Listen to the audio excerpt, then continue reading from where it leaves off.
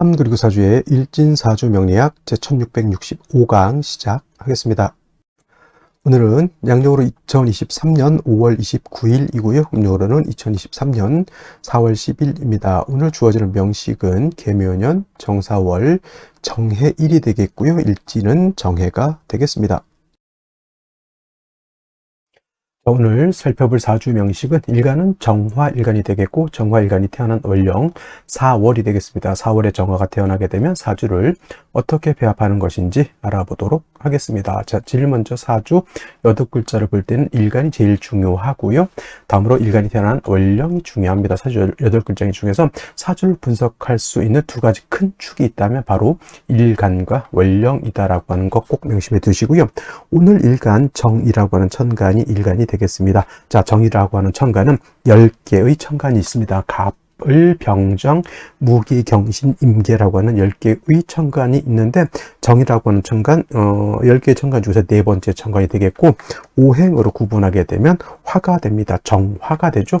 불의 개념을 가지고 있는 것이고, 불이라고 하는 것은 뜨거운 열기를 말한다라고 볼 수 있죠. 열기, 따뜻한 정도의 열기가 아니라 쇠를 녹일 수 있는 몇 천도, 뭐 태양 온도, 표면 온도 몇만 도까지 올라간다고 하니 엄청나게 천하를 다 태워 없앨 수 있는 그런 무지막지한 뜨거운 열기를 말하는 것이고요. 이 계절로 따지고 보면 화가 왕한 계절은 바로 여름이 될 것입니다. 여름 4, 5, 미월이 대체적으로 큰 여름이고 방향은 남쪽이 되겠습니다. 주관하는 시는 주작이라고 해서 빨간 봉황이라고 표현을 하고요. 색깔은 적색이 되겠습니다. 그 화의 색깔은 그 다음에 화라고 하는 것 인의예지신이라고 하는 오상 중에서는 예를 주관한다. 이렇게 기본적으로 오행 중에서 화라고 하는 오행은 이러한 개념을 가지고 있겠고요.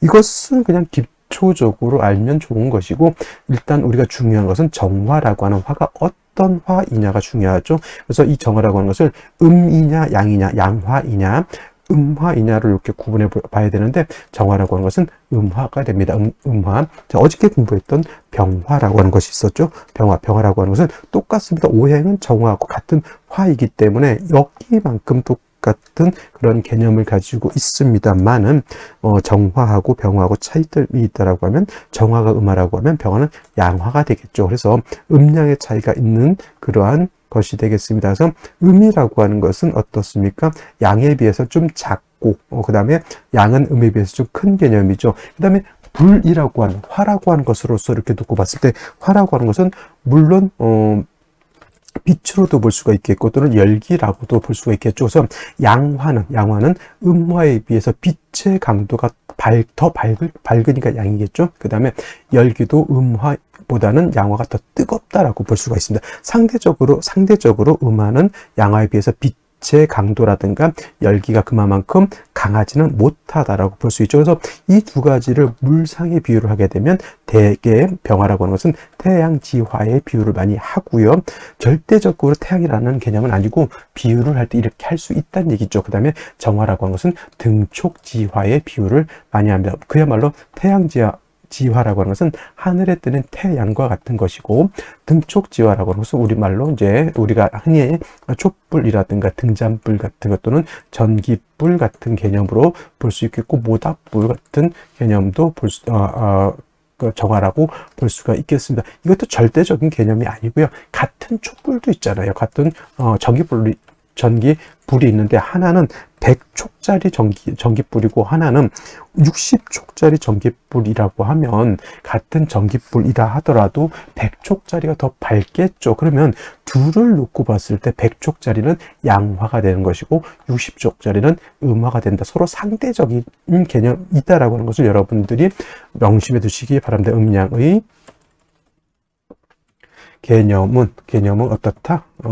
상대적이다라고 하는 것은 꼭 절대적인 개념이 아닙니다. 절대적이라고 하면 태양은 무조건 태양이어야 병화는 절대적으로 태양이어야 되는 거고, 정화는 무조건 뭐다 불이다 이렇게밖에 설명될 수가 없죠. 항상 상대적이다라고 하는 것을 꼭 명심해 두시고요. 또 화라고 하는 것, 어저께 병화 있을 때도, 병화 설명할 때도 말씀드렸지만, 일간이 병화 또는 일간이 정화일 때는, 그때는 일간은 빛으로 본다라고 말씀을 드렸고요. 나머지 일간 외의 다른 것들은 대체적으로 열기로 보면 됩니다. 그래서 빛이 일간이 화일 때는 빛은 보강하는 것이고요. 열기가 너무 뜨거워지면 열기를 적절히 조절해야 된다, 조후해야 된다라고 하는 개념으로 놓고 보시면 되겠습니다. 그래서 화가 왕하면 빛은 보강을 하되 뜨거운 열기는 조절시켜준다. 특히 일간이 병화정화할 때는, 보강시켜준다. 이때 쓸 수 있는 것은 임수라고 하는 것으로서 보강을 하게 되고요. 특히 정화 같은 경우에는 개념이 인위적인 불이다라고 봤을 때 병화는 상대적인 개념이니까 어떤 개념? 자연적인 불로 보죠. 자연적인 불은 지가 알아서 빛을 발하고 지가 알아서 열기를 내뿜고 하는 것이지만, 인위적인 불은 뭔가 연료가 있어줘야 되는 거죠. 연료. 그래서 정화 같은 경우는 일간이 왕하든 일간이 왕하지 않든 적모인, 정모라고 하는 것은 이렇게 쓰죠. 나를 낳은 진짜 엄마를 말하는 정모인 간목을 얻게 되면은 가축가동이라고 해서 가을도 두려워하지 않고 겨울도 두려워하지 않다. 가을이라고 하는 것은 금이 왕해도 정화는 인성 정인인 간목 말씀은 두려울 바가 없고요. 그 다음 겨울은 뭐예요? 수가 왕한, 관성이 왕한 그때에도 인성인 간목만 있으면 정화는 두려워하지 않는다라고 하는 것인데, 그런데 이제 두려워하는 것이 뭐냐면은, 너무 목이 많은 경우에는 문제가 되죠. 목다 화식이 되기 때문에. 그래서 정화는 간목 하나 정도 있으면 좋은데, 너무 목이 많다라고 해서 목다 하시게 되면 오히려 정화의 불꽃을 꺼트려 버리기 때문에, 이때는 경금으로서 벽갑 인정해 줘야 된다라고 하는 개념을 갖게 되는 것이다. 그래서 정화는 왕하게 되면 임수로서 보강을 하고, 정화일간이 약한 경우에는 간목으로서 정화를 생주해 주되, 목이 너무 많게 되면은 경금을 대동해서 벽갑 인정해 줘야 된다. 토를 많이 보게 되면 어떨까요? 병정화가 토를 많이 보게 되면은 회기무광이라고 해서 빛을 가리게 되는 것이니 좋지 않다. 어떤 분들은 정화가 무토를 보면 유하유로라고 해서 좋다고 보는데, 그거는 사주에 따라 다른 것이지, 정화가 상관 무토를 본다고 해서 무조건 좋다라고 봐서는 안 된다 하는 거, 그런 사주 전체를 보고 판단해야 되는 것이다 라고까지 말씀을 드리고요. 월령에 대해서 한번 알아보도록 하겠습니다. 다음으로 정화일간이 태어난 월령에 대해서 한번 알아보도록 하겠습니다. 월령 또는 월지라고도 하는데, 월주의 지지를 말하죠. 일간은 일주의 천간이 일간이라고 말하는 것이고요. 월지, 월령은 월주의 지지를 말합니다. 이 월지의 지지는 계절의 개념을 가지고 있고요. 계절, 춘하, 추동이 되겠죠. 춘하, 추동. 그럼 어떤 분들이 이렇게 얘기를 해요. 그러면 선생님, 적도지방 같은 경우는 계속 겨울이고요. 북극지방도 계속 추운데 어떻게 됩니까? 거기서도요, 우리가 몰라서 그렇지 계절의 변화가 있습니다. 우리나라처럼 이렇게 눈에 띄게, 우리나라 옛날에는 추나 추동이 명확했다라고 하면, 우리나라도 이제 어떻습니까? 그죠? 아열대성 기후로 바뀌다 보니 추나 추동의 개념이 조금 많이 희박해지고, 여름 아니면 겨울, 또 봄과 가을이 오는 듯 가버린다 이렇게 얘기를 하지만은, 꼭 지구상 안에서, 지구 내에서 추나추동을 말하는 것도 되겠지만은, 태양하고 지구하고의 관계에 있어서 어느 위치가 되면은 벌써 이 입춘이 지나가면서 위치를 지나가게 되잖아요. 그때는 지구별이라고 하는 큰 틀이 봄, 여름, 가을, 겨울로 흘러가게 되어 있습니다. 그래서 꼭 예를 들어서 나라별로 추나추동이 있는 나라만 명리가 맞다 이렇게 얘기하시면 그것도 잘못된 얘기다. 이거는 지구별이 태양을 공전을 할 때 위치에 따라서 나누는 것이기 때문에 크게 문제될 바는 아니다 이렇게 생각하시고요. 그다음에 추나추동 안에는 왕쇠와 한열이라고 하는 것이 주어져 있다 이렇게 볼 수가 있겠죠. 그래서 이 왕쇠와 한열은 어떻게 된다? 중화가 되어야 된다. 중화가, 사주는 핵심은 중화예요. 중화가 잘 어느 한쪽으로도 치우치지 않고 자로 잰 듯이 서로 간의 견제와 균형이 잘 이루어진 사주가 좋은 사주고요. 한쪽으로 왕세가 치우쳤거나 한쪽으로 예를 들어서 조후가 치우쳤다, 너무 뜨겁다 사주가, 또는 너무 차가우면은 그건 좋은 사주가 되지 않겠다. 그래서 사주를 볼 때는 항상 이 왕세와 한열이라고 하는 두 단어를 중화시키는 것이 핵심이다, 이렇게 생각하시면 되겠습니다. 그래서 지금 이제 개묘년 정사월, 4월에 해당이 되고 있고요. 이제 4월도 오늘이 29일이니까 이제 뭐 앞으로 한 일주일 정도 남았나요? 그 정도 남은 것 같습니다. 그래서 이제 개묘년 정사월도 얼마 남지 않았다. 자, 다시 복습하는 개념으로서 한번 보게 되면, 자, 월령 안에는 절기라고 하는 것이 있습니다. 입하와 소만으로 이렇게 구분이 된다라고 말씀을 드렸고요. 입하가 되어야지만 월이 바뀐다. 진월에서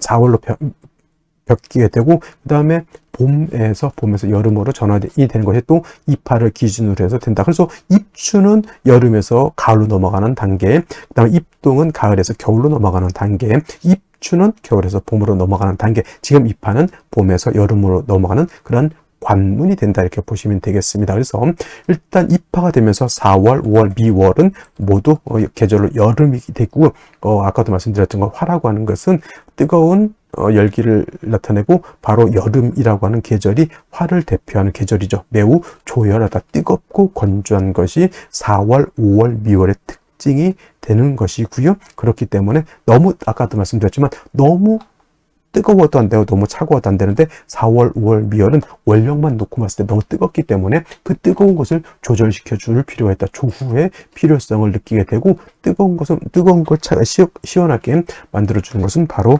수가 있어야지만 가능하다라고 볼 수 있죠. 그래서 4월, 5월, 미월에는 어떤 일간이든 간에 염상격이 되지 않는 한은 뭐가 필요하다? 수가 반드시 있어 주어야 되고요. 수만 있어서는 안 되고, 금수가 서로 상생해서 수의 근원을 마련해 주는 것도 매우 중요하다. 일단 수가 있고 없고의 차이는 엄청난 큰 차이라고 볼 수가 있겠습니다. 그리고 이 4월, 5월, 미월은 화왕절이라고 그랬죠. 화가 왕한 계절이다라고 말씀을 드렸는데, 지금 오늘 태어난 일간이 아까 정화했죠. 화왕절. 그래서 정화 일간이 4월에 태어나게 되면 일간 자체가 원령을 얻었죠.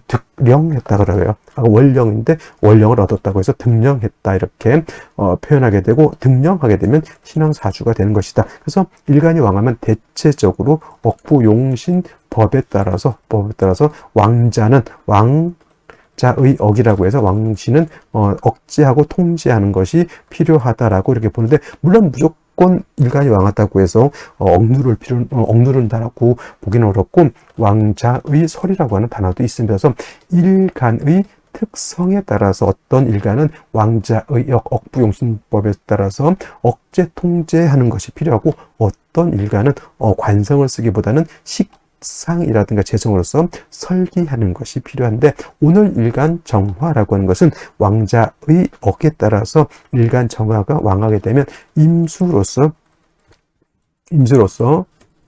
일단 정화를 갖다가 보강한다라고 하는 개념으로 또 볼 수가 있겠고, 뜨거운 열기를 갖다가 조후한다라고 하는 개념으로도 쓸 수가 있죠. 그래서 정화가 4월에 태어났을 때는 임수라고 하는 것을 얻어야지만 정화는 보강을 하고 뜨거운 열기를 갖다가 식혀줄 수 있는 그러한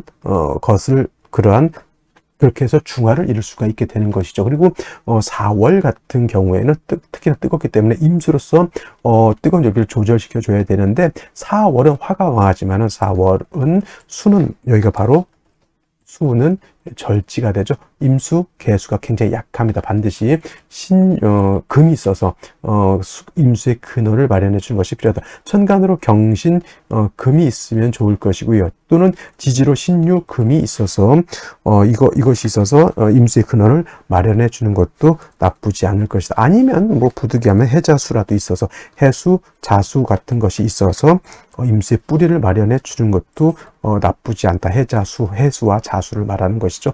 그래서 정화가 4월에 태어나서 임수로서 보강하고 조후하는 개념, 그 다음에 임수의 뿌리는 반드시 있어줘야 되고, 말씀드렸던 것처럼 아무리 정화가 4월에 태어나서 왕하더라도 간목 한 점 정도 있어준다라고 하면 이것은 뭐가 된다? 금상첨화가 된다 정도 기억해 두시면 되겠습니다.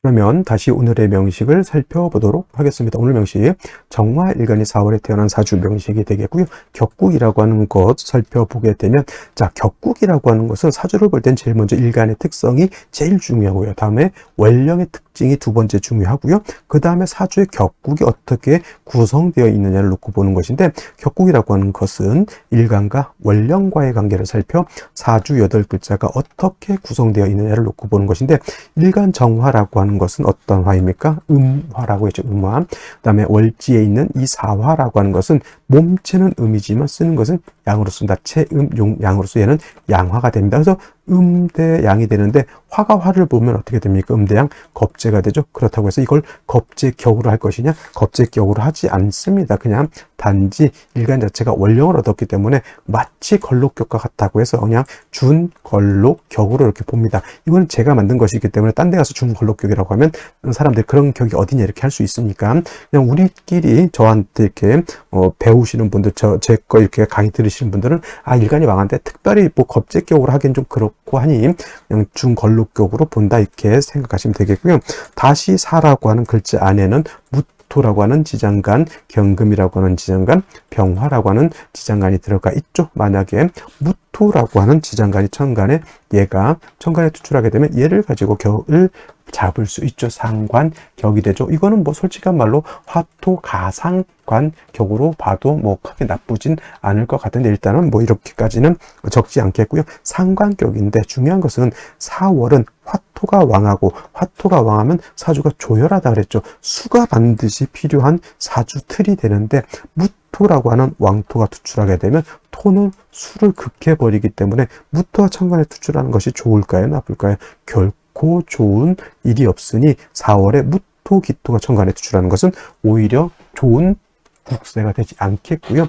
두 번째로 경금이라고 하는 것이 천간에 이렇게 투출될 수 있겠습니다. 그러면 이런 경우는 사중에 있는 경금이 투출되어 있죠. 얘를 가지고 격을 잡을 수가 있겠죠. 어떤 격? 정제격이 되는데, 사는 화가 왕한 계제지만, 사라고 하는 것은, 사는 금의 장생처가 됩니다. 그래서 장생처가 되기 때문에 4월 안에 경금만 암장된 경금만 듣고 봤을 때는 금이 약하다고 보지만은, 경금이 이렇게 사에 있는 경금을 투출하게 되면 이것도 재성이 나름대로 세력이 있게 되죠. 그러면 신왕재 왕한 사주 국사가 되겠죠. 그래서 금이 다시 뭘 생한다? 금이 다시 수를 생하게 되면, 재성이 다시 수를 생하게, 특히 어떤 수? 임수를 생하게 되면은 이때는 재관을 갖다가 쓸 수 있는 그러한 국세로 이렇게 변할 수가 있겠죠. 그래서 사중에 있는 무토 투출하는 것은 반갑지 않겠지만은, 뭐는 투출하면 좋겠다? 경금이 투출하는 것은 나쁘지 않다. 어차피 임수 경금을 쓰는 국세라야지만 4월에 정화가 어떻다? 좋은 국세가 될 수 있다라고 볼 수 있는데, 월간에 이렇게 정화가 투출되어 있죠. 4월에 일간도 화이지만 정화가 다시 투출하게 되면 화가 굉장히 왕하죠. 조열한 4월에 더욱더 뜨겁고 더욱더 건조해졌다 이렇게 생각하시면 되겠고요. 연지의 묘목이라고 하는 것이 있죠. 간목은 아니지만 묘목은 쓴목이죠. 정화를 생주해 줄 수는 있겠지만은, 뭐 4월 같은 경우에 수가 없으면 저 묘목이라고 하는 것도 목분 비회할 수 있겠고, 결국은 화가 왕한데 목이 다시 화를 생하는 것은 좋을까요? 나쁠까요? 결코 좋을 일은 없겠죠. 연간에 7살 개수가 이렇게 있는데, 선생님 정화는 임수 쓴다면서요? 개수가 있으니까 이건 안 좋겠습니다. 이렇게 말씀하실 수도 있겠지만, 화가 이렇게 너무 왕하면 이때 임수 없다고 계속 버릴 수는 없죠. 개수로 7살이라도 요거는 쓸 수가 있는 겁니다. 일간이 너무 왕한 경우에는 7살도 가살 위권이라고 해서 마치 정관처럼 쓸 수가 있다라고 하는 이론이 있겠습니다. 단 이렇게만 놓고 봤을 때 개수가 7살이라 하더라도 뿌리가 없는 것이 문제가 되겠죠. 자, 개수의 뿌리가 일지해수에 있게 있어서 이렇게 뿌리가 될 것 같지만은, 오늘 사주의 오늘 명식의 가장 큰 문제가 뭐냐면, 월령이 4월인데 일지에 해수가 있어서 4배충이 되는 것이 가장 큰 문제가 됩니다. 어떤 분들도 해묘 한목하니까 사해충이 되지 않는데 이렇게 보시는 분들도 있는데, 이거 해묘 한목이 아니라 사해충입니다. 해묘는 합이 되지 않는다 이렇게 보시면 되겠고요.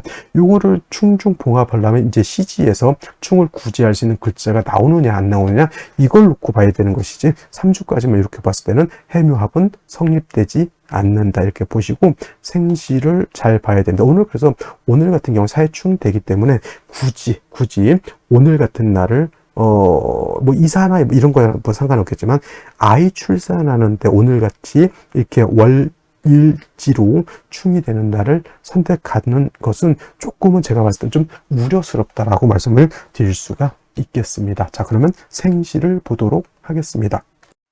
자, 생시 보도록 하겠습니다. 제일 먼저 경자시를 보도록 하죠. 경자시.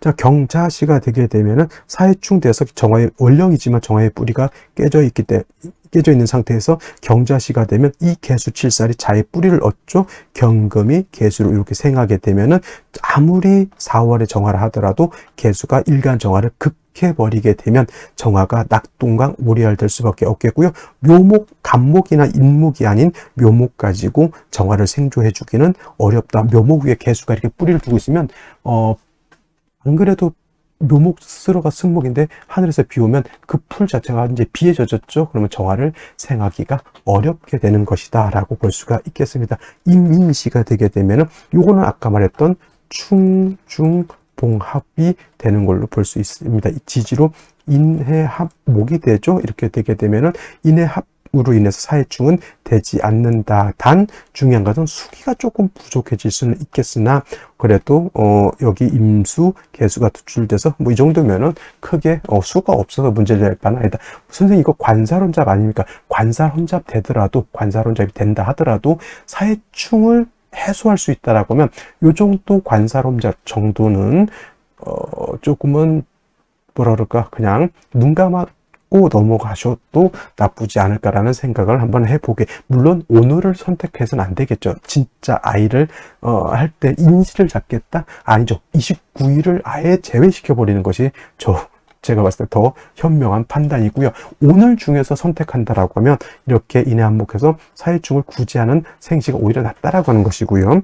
그 다음에 해묘도 마찬가지로 충중봉합이 되긴 합니다. 해묘미 삼합이 되지만은 미토가 없으면 해묘 준삼합이 되죠. 준삼합이 해묘합목이 돼서 준삼합으로서 이것도 구제가 되는데 임수하고는 달리 개수는 7살이죠. 제 아무리 정화를 하더라도 충중봉합도 된다 하더라도 개수 두 개가 투출되어 있으면 일간은 얘가 극할 것이고 얘는 얘가 극해서 위태한 거식이 되기 때문에 차라리 이민시가 낫겠고 차라리 더 좋으려면 그냥 갑진시 딱 땡기면 돼요.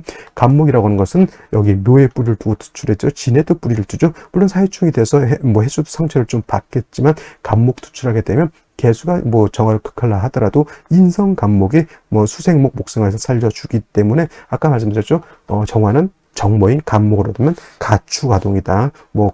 관살이 왕에도 크게 두려워하지 않는다. 이렇게 하시면 될 것 같고요. 갑진시 오늘 중에서는 추천할 만한 그러한 생시가 되겠습니다. 을사시는 사해충 이것도 마찬가지고 그 다음에 승목인 을목이 투출하게 되면 정화를 생조하는 것이 아니라 오히려 정화의 불꽃을 꺼트린다. 쉽게 말하면 이런 거예요. 여름에 모닥불 펴놨는데 그 위에다가 젖은 쑥쑥 갖다 얹어놓으면 모기불 되죠. 모기불 불이 활활 타는 것이 아니라 하얀 연기만 모락모락 피어나는 것과 똑같다 이렇게 보시면 되겠고요.